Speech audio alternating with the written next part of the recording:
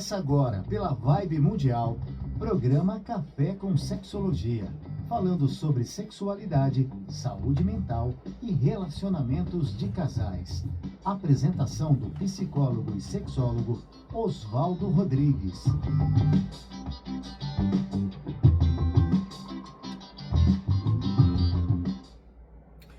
Olá, pessoas. Olha, é bastante bom estar com vocês aqui para a gente estar sempre discutindo sobre coisas importantes. Você pode nos assistir sempre na Rádio Vibe Mundial, no YouTube, mas também depois, durante a semana, no YouTube do Impassex. Mas você também está assistindo aí no Instagram Café com Sexologia. Horas. Temos uma convidada para trazer um assunto diferenciado hoje. Carolina Feminias. Carolina, obrigado por estar conosco. E você vai trazer um assunto interessante. Quero crer que seja mais do que interessante. Obrigada, Oswaldo. Obrigada pelo convite. Fico muito feliz. E pra mim é bem interessante. Acho que para as pessoas, no geral, costuma ser também. E o que é que nós vamos falar, então? Então, o tema de hoje, né, relacionamentos alternativos, é um tema bem guarda-chuva. Ok. Mas pra gente começar a pensar nisso, é um assunto que tá e não tá na boca do pessoal. Vou explicar um pouco melhor. Quando a gente pensa em o que é a norma aqui da nossa sociedade e da grande maioria das outras sociedades e grupos, é a monogamia. Então, relacionamentos alternativos são outras relações que não a monogamia. Certo? Partindo daí? Outras relações que não monogamia. Sim. Sendo que monogamia são duas pessoas, Com exclusividade. um casamento de exclusividade. Sim. E quando a gente está pensando em não monogamia ou pessoas que se relacionam de outras maneiras, o que a gente ouve muito é: nossa, são tão evoluídos. Você já ouviu Como isso? assim? Olha só. E as pessoas falam isso, tiram da onde, afinal? Eu acho que vem essa ideia de que são pessoas que não estão sentindo ciúme, ou pessoas que topam ver o parceiro com outras pessoas sem grandes dificuldades, sem grandes problemas. Mas isso quer dizer que é evoluído? Porque, Não. assim, então, é isso que é importante você estar nos ouvindo, nós começarmos a compreender, caramba, o que quer dizer é mais evoluído ou menos evoluído? Não, primeiro você está falando de uma alternativa. Então, alternativa já soa para mim assim, olha, não é que uma coisa é melhor que a outra, são alternativas. Sim. Então, você já está desconstruindo uma ideia que todo mundo tem, né? Que, não, essas são pessoas que então não sentem ciúme, conseguem lidar. Também é verdade. Pode ser. Mas podem sentir também. Também podem sentir. Vocês ouviram? Então não é porque... Não é oba-oba. Quando a gente pensa nessas pessoas, não quer dizer que elas não sintam ciúme ou que elas não tenham dificuldades nesse modelo de relacionamento, mas quer dizer que elas topam tentar esse modelo de relacionamento. Então, por mais que seja desconfortável, por mais que eu sinta ciúme, eu topo porque faz sentido pra mim. Tem alguma coisa nesse modelo que me atrai e que eu vou passar pelos processos e pelas dificuldades que tem nesse caminho, que são muitos mesmo, mas que faz sentido. São pessoas que aprendem a lidar com emoções que outras pessoas não conseguem lidar muito bem. Ou que nunca pensaram que é uma possibilidade, né? Nunca pensaram que é uma possibilidade. Então tem outras possibilidades. E pensarmos em outras possibilidades faz com que a gente tenha que fazer essas outras coisas? Não, claro que não. Uma coisa que a gente precisa entender é que ter acesso a uma informação não faz com que a gente escolha vivê-la. Então eu posso ouvir sobre não monogamia, pensar se aquilo me cabe ou não, e decidir viver ou não viver aquilo. Isso é interessante.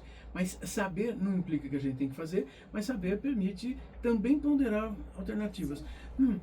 Então, as pessoas que não são monógamas, elas aprenderam isso aonde? Porque também nós vivemos uma cultura que não conta muito dessas coisas. Você está aqui contando exatamente para as pessoas poderem começar a pensar: caramba, será que de repente você que está nos ouvindo não é um monógamo, uma monógama? Bom, a gente tem modelos por todo o mundo de pessoas que não seguem a monogamia, apesar de ser a norma pra gente. Mas eu vou fazer uma diferenciação de pessoas que se identificam com a não monogamia e de pessoas que estão numa relação não monogâmica. Acho que vai fazer sentido pra gente pensar depois do que você me perguntou, tá bom? Algumas pessoas sentem desde muito cedo nos relacionamentos que elas não encaixam ali. não gosto, não faz sentido, não consigo ficar em relações por muito tempo, ou mesmo que eu esteja por muito tempo numa relação, ela não faz sentido pra mim. Então tem pessoas que, quase como uma identificação própria, se identificam como não monogâmicas, enquanto outras pessoas não necessariamente se identificam assim, mas elas podem viver uma relação não monogâmica. Olha só, quer dizer, tem gente que está assistindo ali, de repente está vivendo uma relação não monogâmica e está pensando, é isso que você está nos mostrando já. É importante nós percebermos que existem, quando você traz essa discussão, existem alternativas que nós nem estamos achando que estamos vivendo e que podemos estar vivendo. Sim. Deixa eu fazer uma pergunta assim, eu fico pensando, mas qual é a percentagem de pessoas que que estão em relações não monogâmicas, por exemplo, no Brasil? Tem isso? É muito difícil, não sei te responder isso agora, Oswaldo, porque não é de interesse de muita gente saber isso. Para começar, a gente tá falando de algo que foge à norma das pessoas, né? E muitas pessoas não conseguem categorizar direito o que é essa não monogamia que você vive, porque, inclusive, a gente pode chamar de não monogamias, porque são modelos e uma grande número de possibilidades de viver isso. Então, por exemplo, você deve conhecer o termo relacionamento aberto. Para algumas pessoas, isso não é monogamia. Não é não monogamia, desculpa. Para outras pessoas, é. Algumas pessoas vão viver modelos de trisal. Outras pessoas vão viver modelos de poliamor, com muitos outros parceiros, não só 3, 4, mais. Então é difícil você categorizar quem vive qual modelo. Entende? Claro, porque essas categorizações também soa para mim que estão sendo feitas nas últimas décadas, onde nem se discutia isso direito antes. Existiam, mas não se discutia, né? Existiam e não se discutiu. E quando você fala em relacionamento aberto, essa também pode ser uma série de possibilidades, mas a gente também usava algumas frases ou nomes ou nomenclaturas simplesmente para, inclusive, dizer que não eram bons. Uhum. Relacionamento aberto. E aquele sujeito é casado, mas ele tem a filial. Isso é um relacionamento não monogâmico, porque ele não tem só esse relacionamento. A gente tem de considerar, dentro da não monogamia ética, a consensualidade. Que é, as pessoas envolvidas, as partes envolvidas sabem que elas estão numa relação que não é exclusividade? Porque se a gente for pensar em traição, vivemos, né, temos muitos modelos disso. Mas uma relação em que as partes sabem, e de preferência, que todos tenham o mesmo direito de poder experimentar isso, aí não é tão comum. Então, quando você fala de não monogamias aqui hoje, você está contando que existem acordos organizados, as pessoas envolvidas estão sabendo no que estão se envolvendo. Sim. Não é... Puxa, é um compromisso de relacionamento. Sim. E não só um compromisso, mas é um relacionamento que geralmente ele é estruturado, ele é discutido, conversado no início, no meio, mas em algum momento é necessário conversar. Comunicação para construir essa relação, ela é necessária. Muitas vezes conversas dentro da não monogamia acontecem de maneiras quase tem que acontecer, obrigatórias, enquanto na monogamia a gente vê que tem casais que nunca discutiram coisas básicas e importantes. Por exemplo, o que é traição pra você? Olha. A traição é só uma relação sexual com alguém de fora? Ou se eu curti uma foto no Instagram de uma mulher de biquíni, isso já é considerado traição? Depende. Na não monogamia, as pessoas costumam discutir esses pontos. O que cada um considera uma traição ou não, quais são acordos, o que me deixa satisfeito, seguro nessa relação ou não. Expressar, conversar, combinar como deve ser feito é uma coisa que tem uma grande importância nesse guarda-chuva que você disse dos relacionamentos alternativos. Sim. E isso significa que nós não estamos falando de traições, nós estamos falando de pessoas que sabem o que estão fazendo e isso, nossa. Exatamente. Embora seja muito difícil a gente saber quantas pessoas estão nessas práticas ou nessas vivências hoje, você já está contando e lembrando, são práticas que sempre existiram, mas nós estamos falando dessas que tem um grau de comunicação, de combinar, diferente de uma traição ou das pessoas envolvidas não estarem sabendo que estão envolvidas numa situação de não exclusividade. Exatamente. Uau! Então, se isso sempre existiu, Uhum. mas é mais difícil essas pessoas conversarem e combinarem do que deixar acontecer assim com É mais difícil e não é muito indicado também, né? Porque você tá partindo de um modelo que você não sabe como funciona. A monogamia, por ser uma coisa socialmente até imposta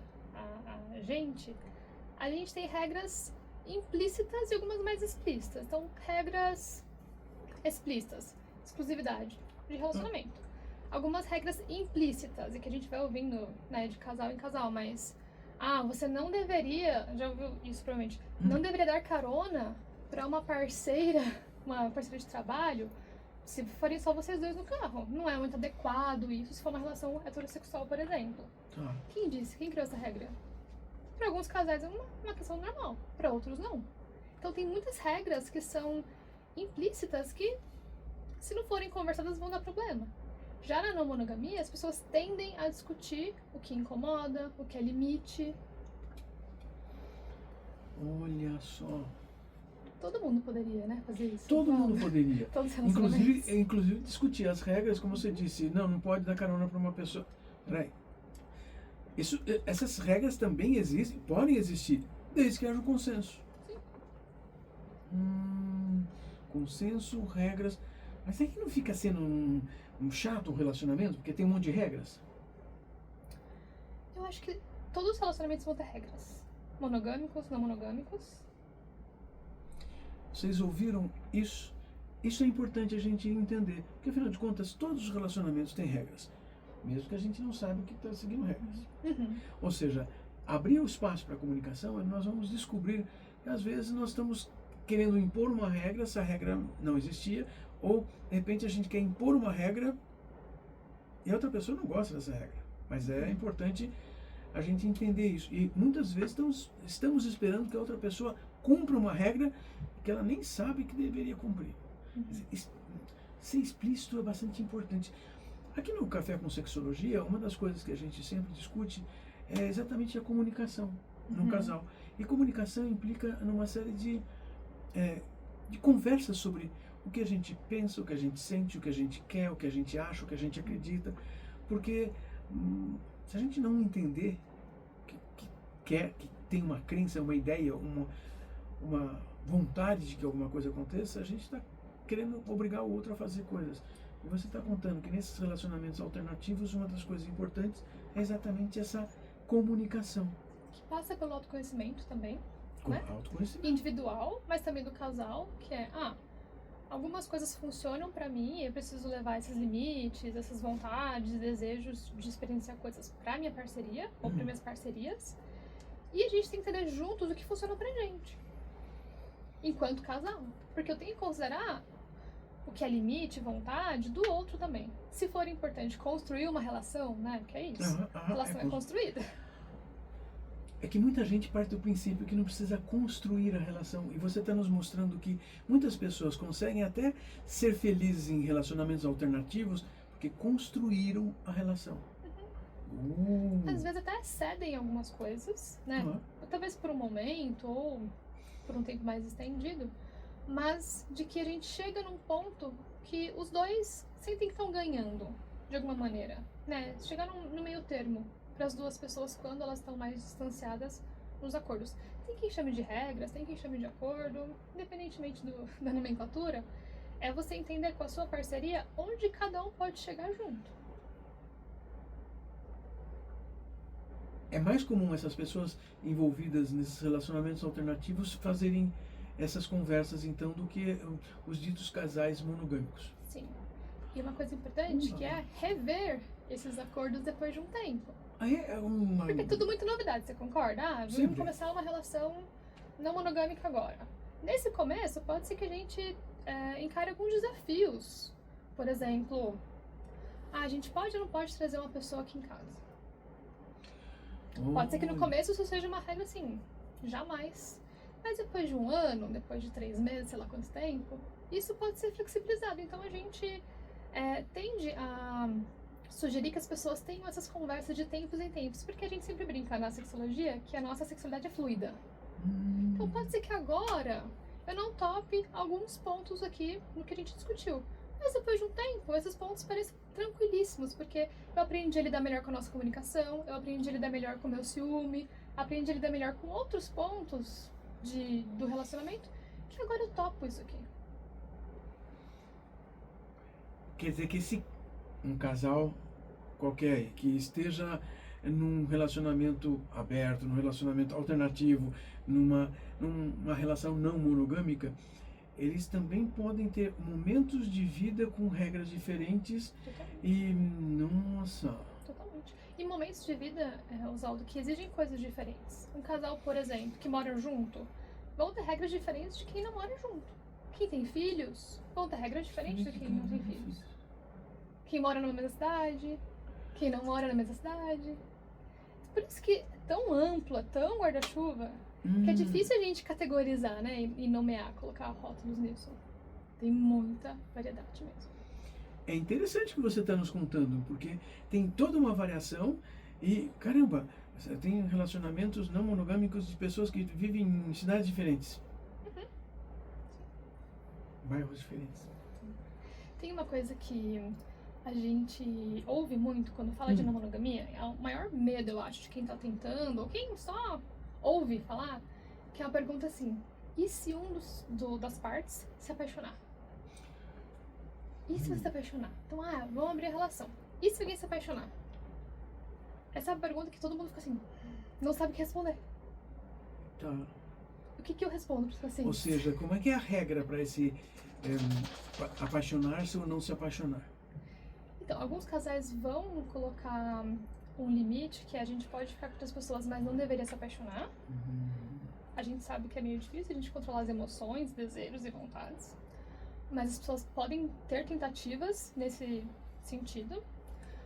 Mas também, você concorda, Oswaldo, que se a gente está pensando em escolhas, que é, me apaixonei por uma outra pessoa, o que eu geralmente respondo? Fica com as duas. É uma relação não monogâmica, você pode ficar com as duas pessoas. Porque essa ideia de escolha de isso ou aquilo. Se me apaixonei pela pessoa B, eu tenho que escolher a B, mas aí não monogamia, poxa.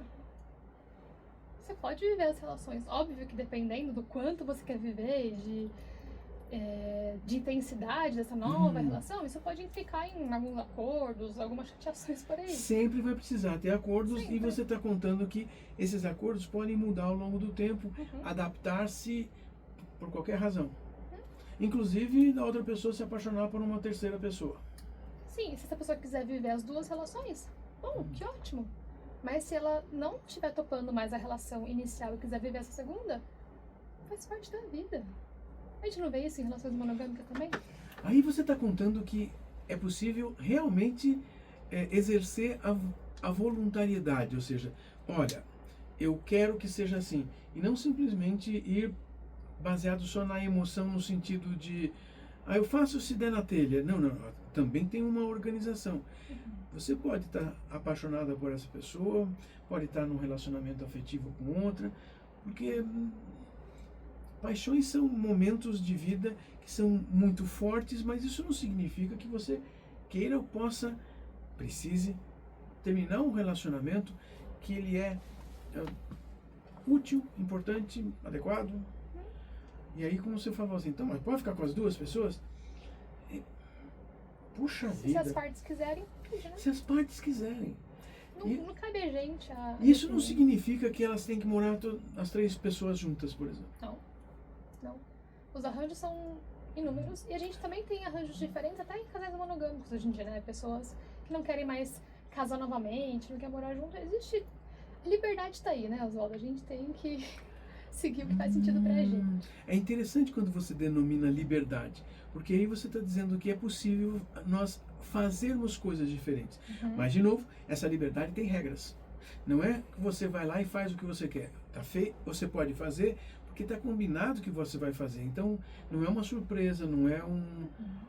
Uau! Eu acho que são pessoas evoluídas. Não, porque significa que já reconheceram quais são as possibilidades, os seus limites, suas necessidades, vontades, desejos, e está de acordo com outra pessoa. Isso, muitas pessoas não conseguem fazer isso. Eu gosto de pensar que as pessoas estão nesse processo de tentativa. Ok. Porque Processo de tentativa. não é tão rápido, não é porque você decidiu que vai viver uma relação não monogâmica que tudo ficou fácil pra você. Então as pessoas vão cometer erros e vão ter defeitos e vão ter dificuldades.